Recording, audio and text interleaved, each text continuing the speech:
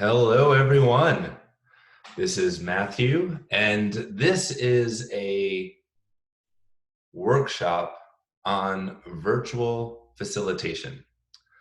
So I have been facilitating for about 10 years, and I've facilitated hundreds of sessions, and at least 100 of those sessions have been conducted online. So we are in a unique time and place in history, and the need for us to facilitate online is necessary. It is time that we all step into this a little bit, and it's not very intuitive for many of us. So this video, this class is really for kind of two groups. One is people who are professional facilitators who are not well versed in the virtual space, and those of us who are being shoehorned into becoming virtual facilitators out of necessity. So it's clear right now we are in a new world. Shelter at home, lockdown, whatever you want to call it. The reality is we don't know how long we're going to be in this reality, and some of us will need to be operating virtually. So my passion is supporting leaders and teams to communicate effectively, to do the work that you're here on this planet to do. So I am aware that facilitating online meetings and sessions doesn't come naturally. So if I can help you in that, that makes me happy. So what we're going to be covering today are what is the difference between online facilitation and in real life facilitation. There are certainly a lot of overlaps, but there are some distinct differences. I'm going to share with you 7 disciplines or kind of principles, ways to think about online facilitation as you conduct it. 6 tips and techniques. So these are just tools and tricks, ways that you can use different types of technology and have more productive, enjoyable, effective virtual meetings. And then we're going to look at pretty high level, just some different things around technology that you want to be thoughtful of in advance. And then I'm going to do a bit of a deep dive into my favorite platform, Zoom. All right, ready? Here we go. So there's really 3 things that you need to be aware of, or 3 types of facilitation that you can do online. One is where you have some people that are virtual and some people that are in person. That's probably not going to be the case for the foreseeable future. Then you can have all in person except for the facilitator. Likely also not going to be the case for at least till Easter. So the third is everyone is virtual, and really everyone is virtual is my strong recommendation. It really levels the playing field. It minimizes complexity. We are already dealing with a lot of complexity as a facilitator when we are working with complex humans, and then we have complex humans coming together, exponentially increases the complexity. So we need to try to simplify wherever possible. So when we have everyone on the same page, on their own screen, looking at each other, we have that kind of simplification of process. So strongly recommend that wherever possible. Again, we are in this place of profound complexity, trying to navigate humans, and now trying to navigate humans while we can be miles away, states away, sometimes even countries away, with different cultures, different perspectives, different personalities. So it's incumbent on us, the facilitator, to run an even tighter ship than we would if we were in person. So a lot of the disciplines and tools that I'm going to share really help you see how you can do that effectively. We not only have different views as humans, but we also have a different view of the literal screen. So you might see, Rebecca up here in the upper left, but then Rebecca, or we'll say here, Tim, Rebecca might be down here. So when we're in person, we want to say, okay, someone start, and then we'll go to the left. That doesn't work because everyone's left has a different person. So it can be really helpful to create a virtual circle where we know who stands or sits next to one another. So if Lewis were to start, we know that Amy is going to go next, and then Frank and Donna, etc. Little trick of the trade right there, extra credit. One thing that you're going to notice, even more so virtual facilitation, is that there's a tendency, actually two things can happen. Everyone talks at once or nobody talks. So everyone talks at once because we're all excited and we don't realize we're not in the same room, so it's not as palpable that we're talking over each other. Or people don't want to step on one another's toes, so everyone's going to wait for someone else to talk. Neither of those are ideal. So we're just surfacing the issues that you will likely confront right now. We'll talk about solving them later. Rabbit holes are so popular when facilitating virtually. For some reason, people feel like they don't have to be mindful of the space that they're taking up, and they can just go wherever they want to go because they're in their room, in their computer. They don't have the accountability of people in their space, kind of giving them a get on with it, like, what do you get to the point kind of thing. So as a facilitator, you need to be aware of this. You need to nip it in the bud really quickly. Our job is to be kind and firm. Rabbit holes are one area, really firm. So let's get into the disciplines, shall we? The first one is pausing. So as a facilitator, that silence can be awkward and we can feel like we need to fill it. When we're facilitating a conversation, and especially if that conversation gets intense and there's a pause, let it be. Like the Beatles, let it be. There's real wisdom in that pause where we can process some of that which is being surfaced. And processing the content and the dialogue is so key. And then also pausing on a bigger front, if it gets really heated, that's okay. Sometimes that's where the magic happens, but it can get destructive rather than constructive. And if you get into that line of destructive, take a timeout, take 5, invite everyone to walk around and come back reinvigorated and clear-headed.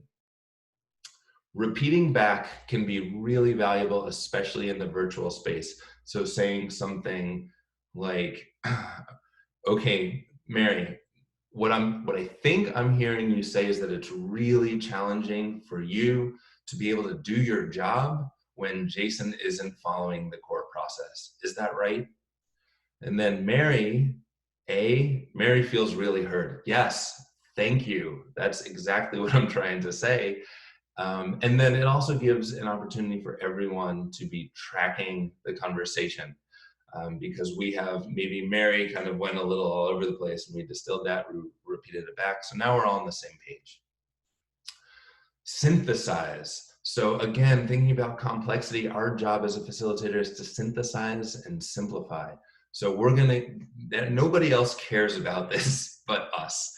So you're gonna hear one perspective over here, and then someone's want to share their perspective over there, and then we'll get 2 new ideas, and this is the way we've always done it, etc., etc. So we're going to have a lot of dots. It's our job to connect those dots. So it can be 5 minutes of conversation that's all over the place and it feels very complex, and what are we doing? And then our job is to say something like, so what I'm hearing is we're in agreement, this software does not work for us for the long term. And I'm also hearing that we have 3 distinct paths forward, A, B, and C. Is that right? Thumbs up? Yeah, okay, cool. We're all on the same page. Great. Now let's look at the pros and cons of path A, then we'll look at B, then we'll look at C, and then we'll make a decision. 4 is to guide the conversation. Similar to synthesize, but guiding the conversation is when there are people that, to put it euphemistically, like to talk, and sometimes they're repeating things that have already been said, and there's a lot of passion around it, and Mary says the thing that Bob said, who says the thing that Devin said. It's our job as a facilitator to say, all right, time out. We're on repeat right now, and seems like we're kicking a dead horse. So I'm going to encourage us, unless there are any new perspectives or valid information, we're going to keep moving. So again, our job as a facilitator, be kind, but be firm. Our job, first and foremost, is to keep things moving and keep everyone being productive. Observe and invite. So when we're in person, this can be really hard. It's even harder when we're little squares on a screen. So while one person is talking, most of the people are looking at that person. It's our job to be looking at everyone. Is someone shaking their head? Does someone express body language that is conveying some information? Has someone totally zoned out? That's on us to pick that up and invite them back in. Mary, I don't know why Mary is so important in this one, but she is. Mary, I see you're shaking your head. Are you saying something that we're not? So I'm observing she's shaking her head and I'm inviting her into the conversation. The last thing that we want to do is have that boisterous person dominating the conversation, making the decision, and then saying, let's move on to the next topic. Nobody is getting on the train as it leaves the station. That's ineffective. That's on us as facilitators to make sure everyone's getting on the train and knows where it's going. And if they're not, that's okay. We're going to have a conversation, and our job is to facilitate that till we get there. Solicit feedback. So if we have especially if you're just starting out facilitating virtually and you have maybe a 60-minute or a 90-minute meeting, at the end of that meeting, pause. Plus and delta. What went well? What can we change and what should we change moving forward? If you have a longer meeting, 4 hours, 8 hours, just take benchmarks and say, how's this going? You know, what's working, what's not working? You can do that 2 or 3 times. It's not, especially if you're starting out facilitating, it's not your job to be a master at this. So asking for feedback helps all of us make it better, and it gives them, everyone else, responsibility to take ownership of that meeting. So that's great just to pause and check in.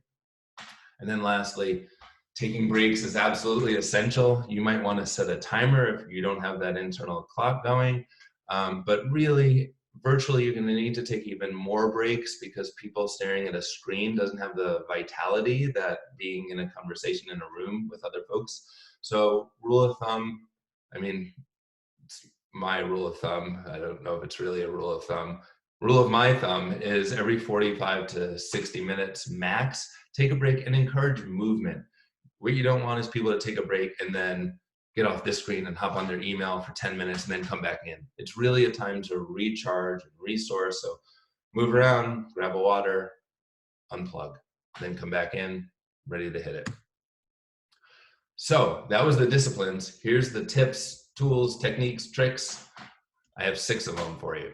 So number 1, we're really trying to get everyone on the same page. So establishing norms before we even start is really beneficial. So here I call them agreements. So be present. So we're making a shared agreement together. So while we're in session, there's gonna be no email, no social media, no texting. If it's an emergency, of course, that's fine, but level set. We're gonna take plenty of breaks. There'll be plenty of time for any of that in those breaks. Participate. Everyone is expected to participate. So my job as a facilitator is to make sure we're making space, but it's our collective agreement and responsibility to show up and to participate. We're aware that we're sitting in front of a computer. It's not ideal. So let's really try a little extra to participate in this and make it meaningful for everyone. On the other side of that, there are those extroverts who take up a lot of space in the meeting. So share the air. So if you're taking up a lot of air time, make sure you're mindful of that and share that. And then for those introverts to really step in a little bit more. So we're taking collective responsibility for our experience. Open to new ideas. This is great, whether it's virtual or in person. Just be open to have to grow as a human, to grow as a leadership team, to grow as a company. We have to be open to new ideas. Doesn't matter if we've done it this way since 1944. We're in a new time, clearly. New time, new opportunities, new ways of seeing and being. And then on the other side of that, just be honest. Just say it. We're here to do the work. So it's easier to kind of zoom out and just exist on the margins, especially when we're virtual. Let's make an agreement together that if something's coming up, we're not going to just let it move on. We're going to say it. We're going to be bought into that process. Creating roles. So this serves two purposes. One is it invites everyone to take some responsibility, and if they have a lens or a hat that they're wearing, then they're more vested into the experience. And two, of course, many hands make light work. So maybe there's one person that's going to be a note taker, one person that's going to capture all the to-dos, one person that's going to be in charge of timekeeping, one person that's going to kind of keep an emotional pulse on things. So if they see someone that's kind of like feeling quieter and they just got in a bit of an argument and they've been zoned out for the past 20 minutes, let's take a time out. How are you doing, Margaret? Are you doing okay? Is there anything you need? Do you need to say anything? Just to keep everyone emotionally invested. And then a facilitator, and especially if you're a new facilitator, to get other people to be doing some of these things so you can focus just on facilitating the humans, that can be great. Number 3, so borrowing from the wisdom of Native Americans when they had and still have conversation circles, they really valued each person's voice and created space for that. What a novel concept, right? So to do that, they used a talking piece. So yes, we're virtual, but that doesn't mean that we can't take Mr. Elephant over here, and maybe I'm the facilitator, and someone says, I have something to say, and I hand them the elephant, and they metaphorically take that elephant. So especially, you don't obviously have to do that in like a check-in or something, but if it's a heated conversation, emotions are high, it can be a way to slow things down and really be respectful. Use animals. So I'm going to stop my screen share because what does that mean? All right, so I have Mr. Sacred Cow, which we can hold up. If we're getting into sacred cow territory, we can communicate with animals. So, hey, I think this is a sacred cow, and we need to go there. Stop kicking the dead horse. You know what, guys? I think there's an elephant in the room. Oh, chasing a squirrel down, probably not a rabbit hole, squirrel hole in the tree. You know, tangent, going off topic. And then, Mr. I'm calling BS on you. All right, so now going back to screen share. So one thing to be mindful of is when you're facilitating virtually, not everything goes smoothly, and that's okay. So when it doesn't go smoothly, you just got to go with the flow. So right now, I don't know where my screen is. Oh, okay, here it is. Use animals. All right, we're back. So when things go sideways, it's on us to just be chill. And sometimes even use humor in that process. If we can be chill, so goes the facilitator, so goes the rest of the team. So especially when we're doing it virtual and we have tech issues and people need to leave issues and someone's cell phone is going off, etc. Keep it cool. You got it. More on that later. Using cards. So this can be a neat technique. A green card can be, I have something to say on topic, and a red card can mean I have something to say, but it's a new topic. Oftentimes when we're facilitating virtually, many people have things to say, and there may be 3 people that have something to say on this topic, and 2 people have a new topic, and we get to the first person that has something to say on this topic, and then we go to someone else who wants to bring up a whole entirely different topic. And then we've gone down that squirrel hole over there, and then these 2 people who had something important to say on the last topic it's either not relevant or they don't feel like they were heard. So green means it's relevant for this conversation, and red means I have something to say, but let's let this conversation play out. So Just different ways to communicate. That's what this is all about. So hand gestures can be a great way to do that as well. So back to the Roman Colosseum days, very quick, get a pulse check. Are we all good with that decision? Yes. I'm willing to move forward with it, but I don't feel great about it. And no, this does not feel good. So this, similar to the cards, can be a nice way to raise your hand. So someone is talking, Sam is talking, and I have something I want to say. I go number one. So I'm first in line in the queue to say something. Someone else sees, oh, Matthew has his hand up. I'm number 2, 3, 4, etc. It's just a way to really establish a queue and minimize that complexity.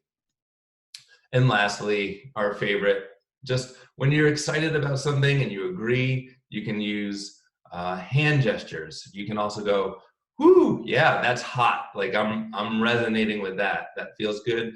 We don't have to go, because this happens all the time. Oh, I have something to say. I totally agree with what Michael was saying. That's what I've been saying, and we should definitely do that. Oh, cool, great. You could have just said, yep, I agree, or ooh, yeah. So you just figure out your hand gestures. You can do something like, okay, we got it, we got your point. And people can say, oh, great, thanks. I was getting carried away. So be creative with that, but hand gestures is the name of the game here. Now looking at technology. So I'm gonna do pretty high level here. Looking at platforms, there are a lot of platforms out there. Some offer different things. Some can do polling, some can do breakout rooms, some can, like Google Hangouts, you can put on a virtual hat and funny glasses, or have a long nose and be a witch, whatever. I mean, it just depends what it is that you're looking for. What is your culture? I like Zoom, and that's where we're gonna go in a minute. It's just professional and has a lot of functionality. So looking at cameras, mics, and lighting, you can do a ton of research that's beyond the scope, just very high level. One, if you are a participant, it's likely you don't need any of this. If you imagine yourself doing virtual facilitation more frequently, maybe more than 5 times, it could be worth looking in buying some inexpensive gear.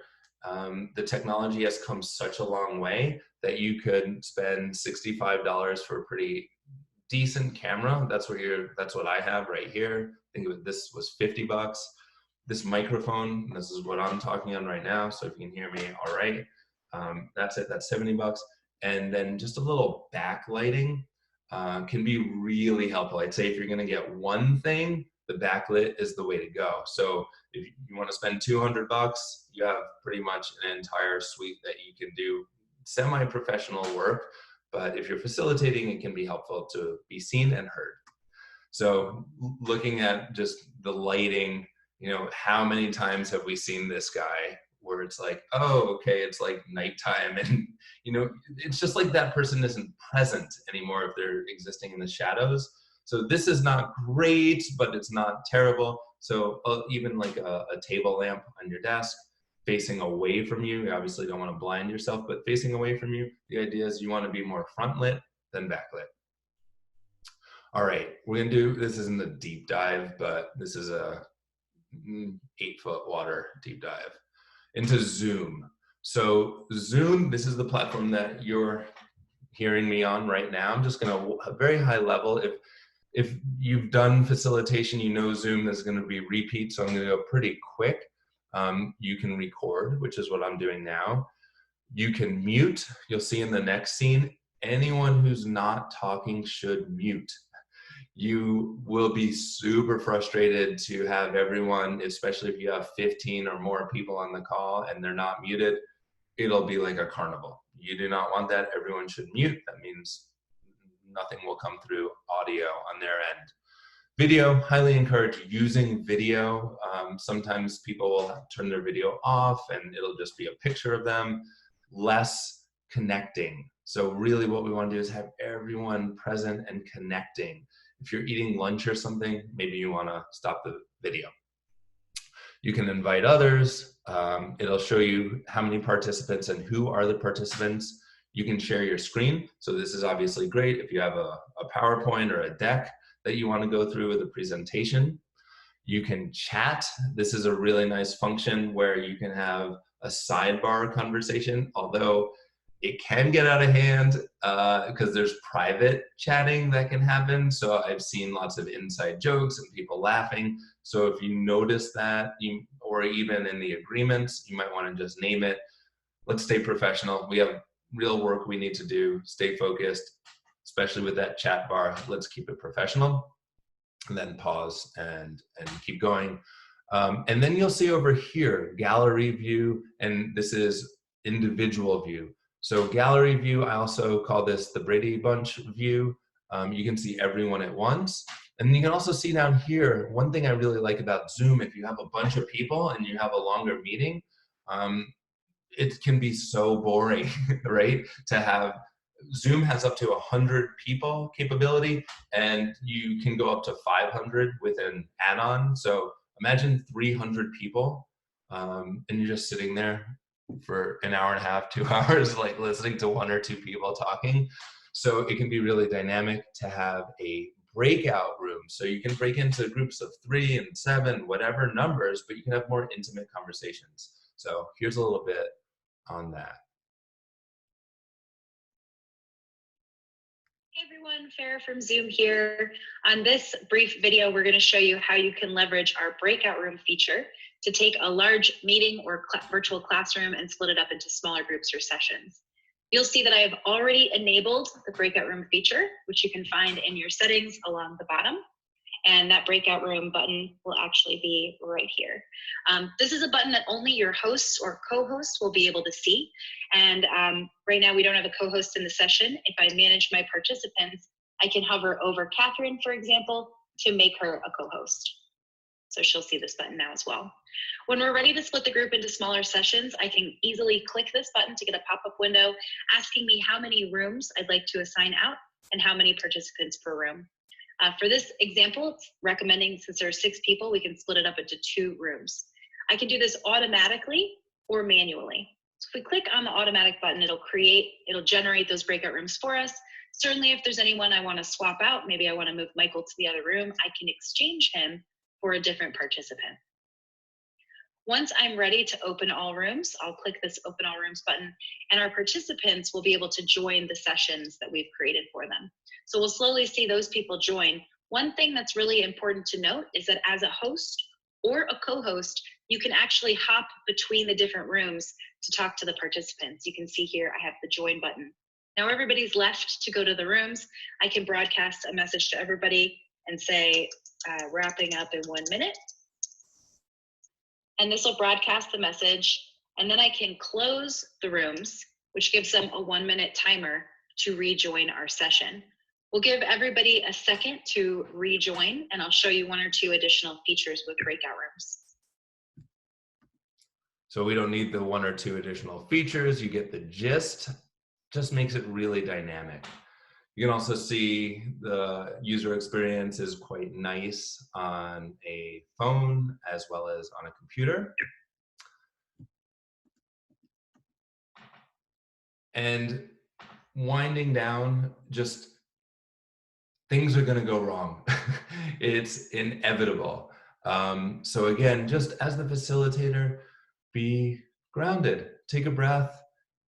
Especially if you're new in this, people have a lot of grace. So even something like, this is very overwhelming, or I don't know what to do. Can anybody help me? Like, that's totally fine. It's just important that you stay grounded and work through it. It can feel, I know for me sometimes if I have 15 people and people's mics aren't working and I feel like that's on me, it's really not. And it's really not that big of a deal. People can wait for 20 seconds and work out a kink. So just take a breath and really not like Honey Bunny from Pulp Fiction, you gotta just be cool. Just take a breath. So to leave you with this moment of Zen, I have how long it's been a versus video. like some other professions. You got to like keep your eye on years this or whatever. one, Jennifer. I think it really depends on just like the ethical standards of the profession. And in reality, I've heard that social work kind of has very high standards and that's happening. Like good standards in terms of things, and that oftentimes people don't, like people of other professions don't have. Hold on. This gets What funnier happened? every time. I saw nothing. Oh my God, Jennifer! I got it. All right, so if you are facilitating virtually a new group that has not done this, you might want to give them some ground rules. It seems pretty understood that people can see you, but you might want to make that explicit because you don't want to run into that situation. So that's my show. I hope that was helpful. I facilitate EO and YPO retreats. I'm an EOS implementer. If I can help you as a facilitator in either of those areas, or if I can help you as a facilitator within your own company, if you have any questions, I'm happy to support you. Just reach out, and thanks. This was fun. Happy facilitating. I hope we get back to being together very soon. But in the meantime, hopefully this will help you run dynamic and productive and fun meetings.